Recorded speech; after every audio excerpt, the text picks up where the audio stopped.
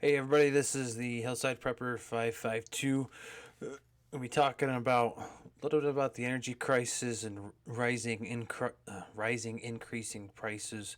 Quite a few different things to talk about. Instead of doing these news articles on La Palma, we're gonna just I'm gonna put a channel down in the description. This is the Bushcraft Bear. He is a resident of the island of La Palma that has the volcano on it, and if you look at some of his top videos, top uploads in this few days, some of the things he's seeing, 4.6 earthquakes, which is not unusual for volcanic eruption. Just 4 hours ago, showed a video of a massive cloud of ash, and that is pretty big. It'll be included down in the link. Um, to go along with that, another prepper, New York prepper, was talking about how the media for both the United States media and the Spanish media aren't discussing the true nature of the earthquakes, because if it gets over 5.0, 5.2, there's going to be a problem with tourism. People won't come and visit the island. Right now is a bad time to come visit the island, though, with the volcanic eruption. They want to promote tourism in the 1980s with Mount St. Helens. So I don't know why the media is choosing not to be honest about this type of situation, because it is getting a little more dangerous, but it is what it is. Before we move on to the energy crisis and some of the things that I've been hearing and that are really is kind of shocking, not really shocking, but it is getting to the point of ridiculousness. We're gonna check on our silver and gold prices today. Everything's up.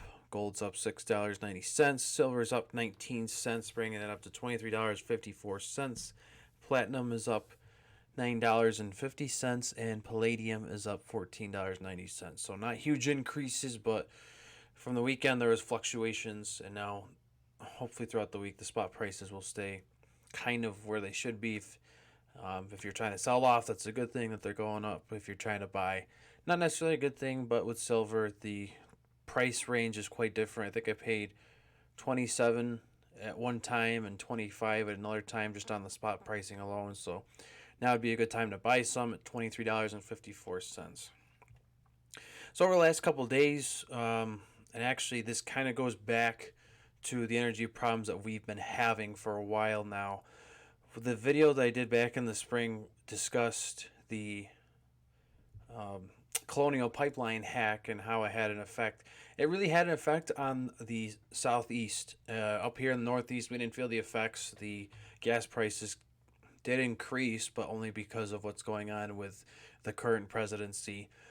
But when I was getting gas yesterday at the local gas station, one of the articles said that we would see a 20% increase in the cost of propane, you know, furnace fuel, whatever you use, whether you use petrol or you have another company come out and do it for you, you'll see an increase in that by 20%, maybe a little bit more, but we've been paying a lot more since last year for fuel. Um, the gas prices just continue to rise, ever since the pipeline shut down, the Keystone pipeline, when Joe Biden took over. We have seen increased prices. So there's an increase in prices and a decrease in available product with that. Where does that sound familiar? Well, I'm telling you right now where it sounds familiar is the grocery stores. Now, the grocery stores are going to see an increase in prices as well, and a decrease in products available or a decrease in volume. Again, nothing new with this. The photos I showed the other day about the local Dollar General have come a little more to life now, because while I was in there again today, the snack food aisle shelving was a lot more bare. So we're starting to see they're not getting product as much. And the ironic thing was, with it being a Monday, they were getting a delivery in the early afternoon. They don't get deliveries on Mondays. They usually get them on Sundays or late Saturday nights. So delivery schedule for most of these Dollar Generals is being pushed back a little bit. So this article happened to pop up on Facebook, and I'm very surprised that it did, because I don't usually get this type of news. And this was a Fox Business article, which will be included down in the description. But the title is "Food Prices Will Go Up Tremendously. Billionaire Supermarket Owner says could see an increase of a rise in 10% next 2 months. And this is John Catsimatidis. I don't even know who that is, to be honest. Um, he's a billionaire. He's the president of Gristedes and D'Agostino Foods. Discussed concerns about inflation and supply chain issues on Mornings with Maria. Where have we heard this before? You see this on any of the national or local media? This is the first time that I'm actually hearing it, and this is the first time that the news media is actually reporting this type of stuff. Again, yesterday we had a local news article. Today we have a national news article. And it's taken this long for the news media to admit there's a problem here. Even after all these years with shrinkflation, there is a problem. You look at situations and you look at different scenarios like countries like Venezuela, hyperinflation and increasing the little zeros or whatever they do for their for their currency just makes the situation worse. But you're going to see companies, and like it says in the article, you're going to see companies like Nabisco, Pepsi, and Coke begin to prioritize products and raise prices in order to get ahead. So they're behind too. And I don't know if the whole line of cargo ships coming into the ports is having any effect on this whatsoever, but we've already had supply chain issues, like I said in a couple videos ago, with the great toilet paper riot of 2020. You had, that supply was threatened, and that supply is threatened again. But we're talking 10% increase in these type of products in the next 60 days. That's how, and there it is. Analysts have pointed a backlog of U.S. shipping containers to California ports. So there you go. That just answered my own concern and question about that. Biden administration said last week that they would work to expand the hours of operation at the California port in an effort to speed up the delivery of goods. They just put in the head of all those ports on the national level someone who has no shipping experience. So you're going to have clogged shipping lanes. You're going to have longer delays. We've already seen it. The USPS, UPS, and FedEx have all said coming up for the holiday season, there's going to be increased delays in their delivery time, so they can give themselves more time. So we're seeing a great slowdown here, and I don't like the way that it's going with that. I mean, I know that pretty much everything was shut down for 3 months last year, but now we've had issues this year. We've had the Colonial Pipeline hack. We've had last year a great run on food and other prices and products, and you really can't blame the prepping community for all that. There was a lot of great panic from the general public, and they went out and bought all that stock. But then you have issues like the Suez Canal incident, and now you have the ports that are way backed up. You have ports that were short staffed because of COVID and still are short staffed, and they're backlogged beyond belief. Somebody that I know very well who used to work in that type of industry said that on a normal given day for most of those ports, you'd have about 3 to 4, ships waiting to get into the port. And it wasn't really a long waiting time. They said if there was a storm that's coming through, you might have 12 to 13 ships in the morning to start out with, which, makes for a longer day. You might have a little delay in getting some products, but never 70 plus ships in all those different areas. The ports are running out of places to put these cargo containers. And if you look at it like California, they're not letting truckers in. Their stipulations now are any truck that's older than 2011, not allowed to operate in the state. And the operator owners or the owner operators, however it goes, are not allowed to work in the state either. That's cutting a lot of potential there. We're in a field that's down 60,000 drivers as it is. Guys that are scraping, it's just like the used car companies. They're scraping to get used trucks to get back on the road. You have all these different owner operators coming in.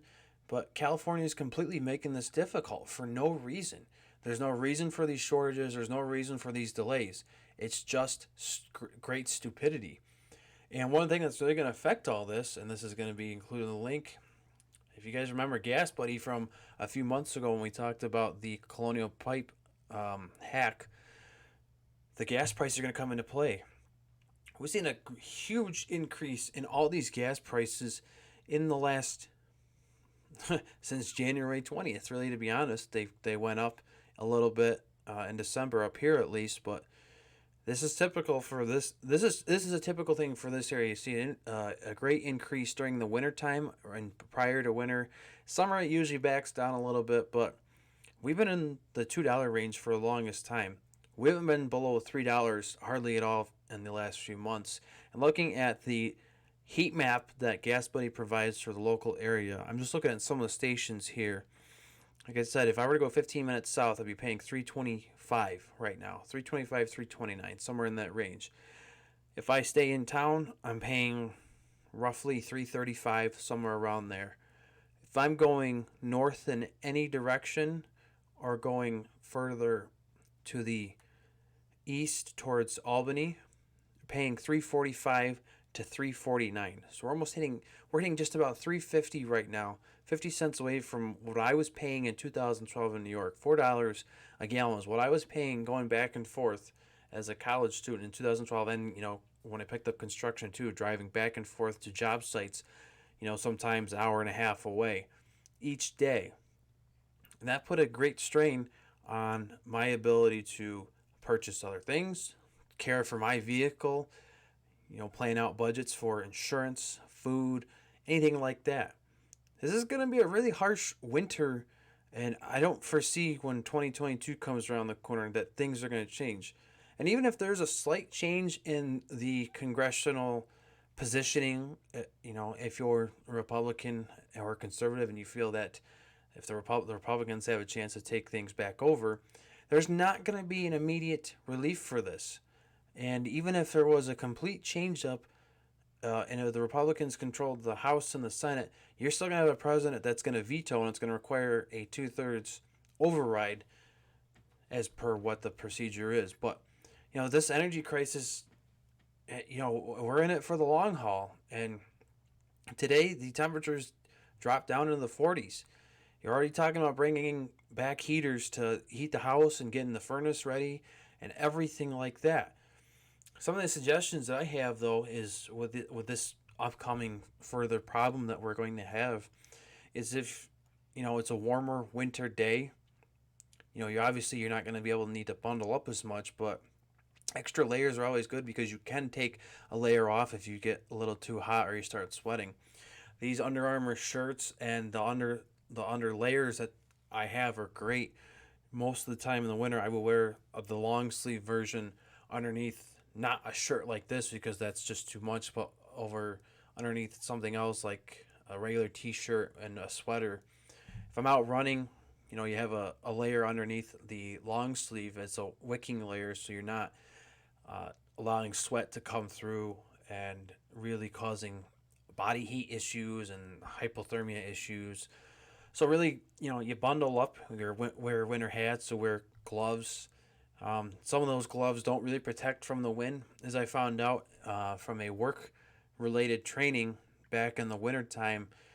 I was trying to use my gloves outside. It was, I think, 20 degrees with a wind chill of single digits, somewhere in there.